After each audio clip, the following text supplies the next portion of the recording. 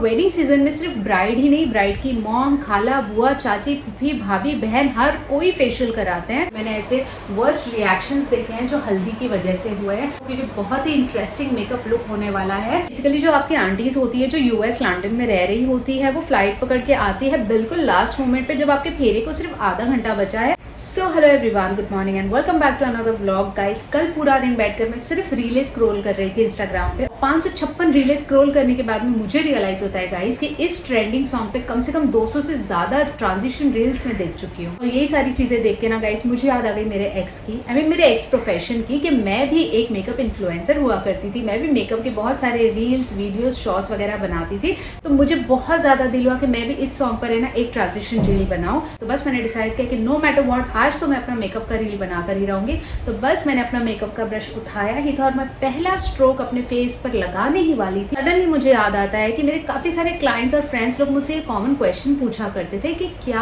हम मेकअप के पहले फेशियल करा सकते हैं, या फिर कौन सा फेशियल कराने से हमारे मेकअप में जो है 4 चांद लग जाएंगे। तो क्योंकि अभी वेडिंग सीजन आने वाले हैं और वेडिंग सीजन में सिर्फ ब्राइड ही नहीं, ब्राइड की मॉम, खाला, बुआ, चाची, फूफी, भाभी, बहन, हर कोई फेशियल कराते हैं। तो इसलिए मैंने सोचा कि इस टॉपिक को कवर करना बहुत जरूरी है, ताकि आपको पता चले कि आपको फेशियल और मेकअप के बीच में कितना गैप रखना चाहिए, या फिर कौन सा फेशियल आपको कराना चाहिए जिससे कि आपका जो फेस है वो नेचुरली ग्लो करे, आपका मेकअप जो है बहुत ही ज्यादा फ्लॉलेस लगे। अब गाइस, इस कलयुग के जमाने में देखिए बहुत सारे टाइप के फेशियल्स इन्वेंट हो चुके हैं, जैसे कि बेसिक फेशियल्स है, एडवांस फेशियल्स है, उससे भी ज्यादा एडवांस ट्रीटमेंट्स है। मैं ज्यादा कॉम्प्लिकेटेड नहीं करूंगी आपके लिए। मैंने इन फेशियल्स को ना डिवाइड किया है 3 सिंपल से कैटेगरी में। तो शुरू करते हैं सबसे बेसिक वाले फेशियल से, जो कि है हमारा DIY।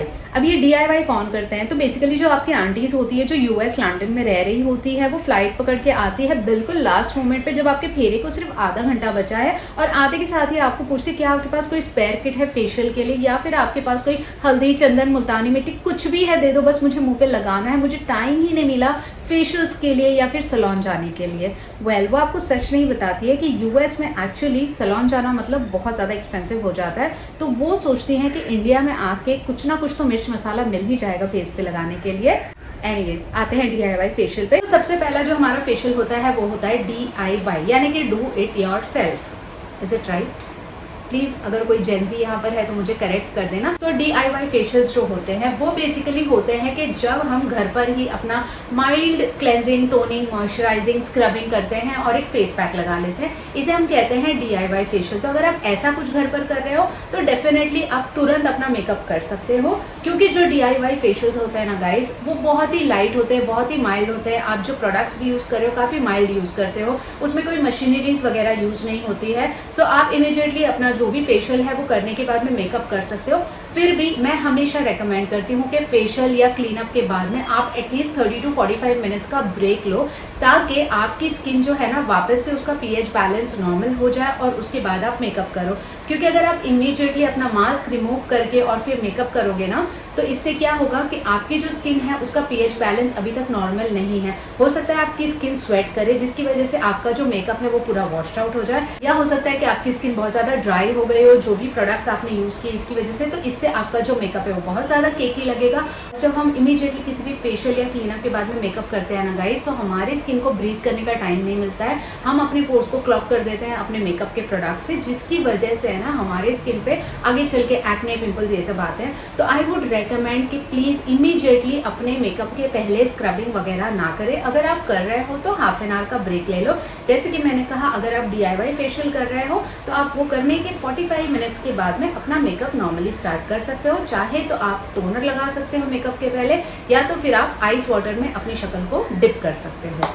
दूसरा जो फेशियल होता है गाइस वो होता है जब हम सैलून जाके करवाते हैं। अब सैलून जाकर अगर आप बेसिक फेशियल करवा रहे हो जिसमें ज़्यादा मशीन्स वगैरह यूज़ नहीं हुई है, हाई फ्रिक्वेंसी, गैल्वेनिक या सक्शन मशीन, या तो फिर कोई केमिकल पील्स वगैरह यूज़ नहीं हुए हैं, एक बेसिक फेशियल आपने कराया है, तो भी आप घर पे आके फेशियल कर सकते हो। स्टिल आई वुड रेकमेंड कि आप एटलीस्ट 12 घंटे का ब्रेक दे दो अपने स्किन को, क्योंकि जब हम खुद से फेशियल करते हैं गाइस तो हम ज़्यादा प्रेशर नहीं अप्लाई करते हैं अपने स्किन के ऊपर, लेकिन जब हम एक प्रोफेशनल हैंड से करवाते हैं ना, तो वो लोग काफ़ी टाइम तक हमारे स्किन को जो है स्क्रबिंग करते हैं, क्लेंजिंग करते हैं, मसाज करते हैं, जिससे हमारे मसल्स जो है वो रिलैक्स हो जाते हैं, और फिर मास्क वगैरह लगाया जाता है। तो इससे जो आपकी स्किन है ना थोड़ी सी सेंसिटिव हो जाती है, यानी कि थक जाती है। तो उसको थोड़ा सा नॉर्मल होने के लिए या बैलेंस होने के लिए थोड़ा सा टाइम देना पड़ता है। तो आई वुड रेकमेंड कि अगर आपने मॉर्निंग में फेशियल कराया है तो आप रात को मेकअप कर सकते हो। So at least keep 10 to 12 hours of gap अगर आप पार्लर में जाके एक बेसिक सा फेशियल करवा रहे हो या ब्लीच और फेशियल करवा रहे हो तो।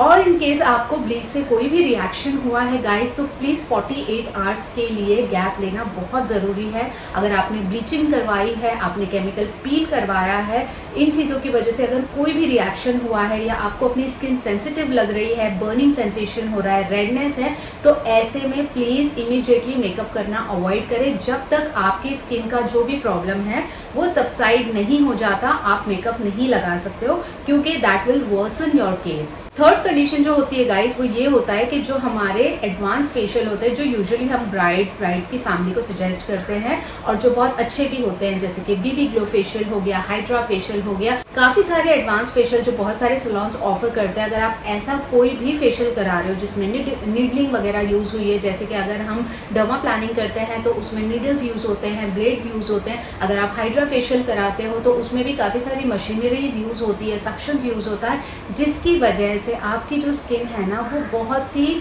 ज़्यादा डेलिकेट हो जाती है, सेंसिटिव हो जाती है for a certain period of time.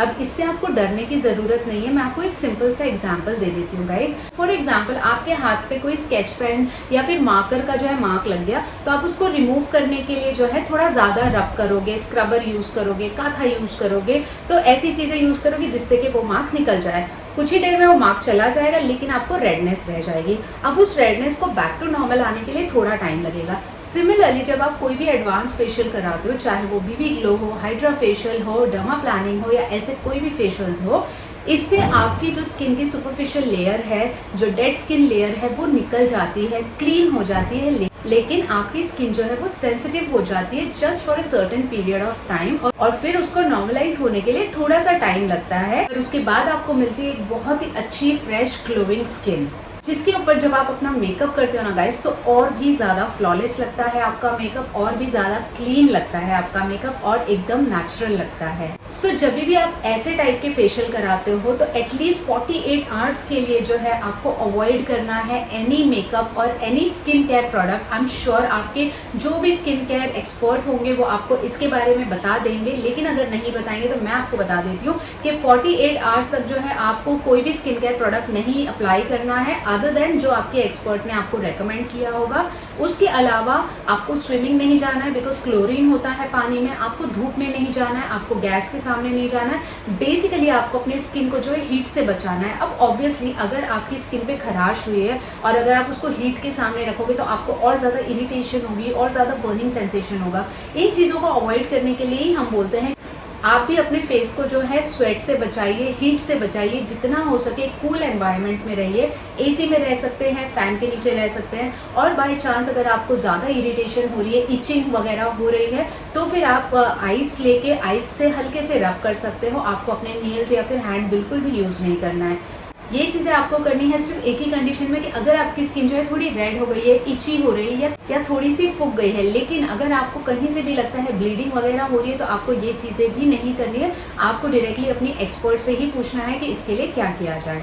सो वैसे तो मैंने तीनों फेशियल के बारे में गाइज आपको बता दिया है कि अगर आप DIY करते हो तो आप इमीडिएटली जो है अपना मेकअप कर सकते हो। अगर आप अपने सैलून जाके एक बेसिक ब्लीच फेशियल करवा रहे हो तो फिर आप 10 to 12 आवर्स का गैप रख के भी फेशियल कर सकते हो। और अगर आप किसी भी तरह का एडवांस फेशियल या स्किन ट्रीटमेंट ले रहे हो, बेसिकली इसे फेशियल नहीं कहा जाता है, इसे स्किन ट्रीटमेंट कहा जाता है, तो अगर आप ऐसा कोई भी ट्रीटमेंट ले रहे हो तो आपको 48 आवर्स तक तो वेट करना ही है। इसलिए अगर आप कोई ब्राइड हो तो मेक श्योर कि आप 48 आवर्स पहले ही अपना फेशियल कर लीजिए, क्योंकि ब्राइड को जो है यूजुअली सैलून वाले बेस्ट टू बेस्ट फेशियल देने की कोशिश करते हैं, और वो बेस्ट प्रोडक्ट्स जो होते हैं उसमें कहीं ना कहीं कोई ना कोई पील कंटेंट वगैरह होता है या फिर मशीनरीज यूज होती है।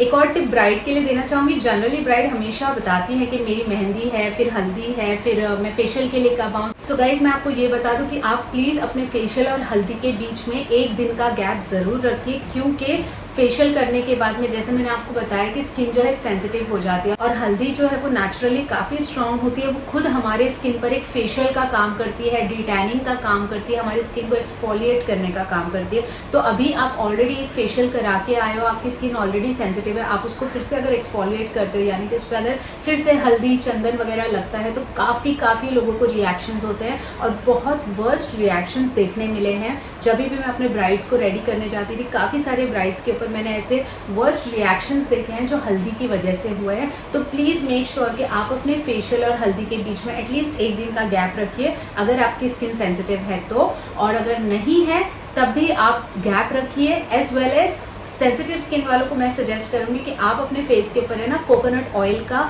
या फिर जो भी ऑयल आपको सूट करता है उसका एक लेयर लगा लीजिए, ताकि जो हल्दी है वो डायरेक्टली आपकी स्किन को इरिटेट ना करे, डायरेक्टली आपकी स्किन के अंदर ना जाए।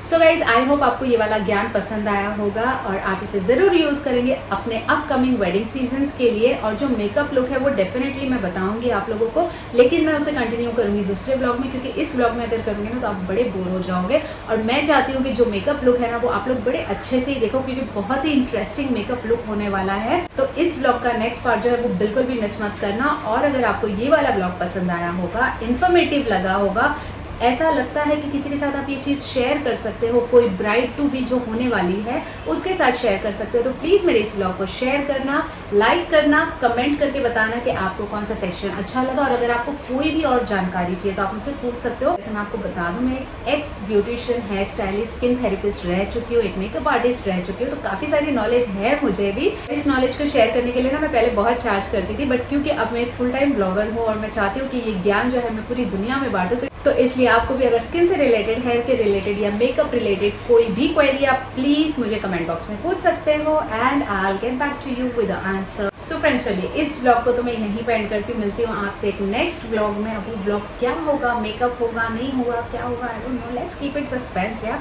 आई will see you later, bye bye.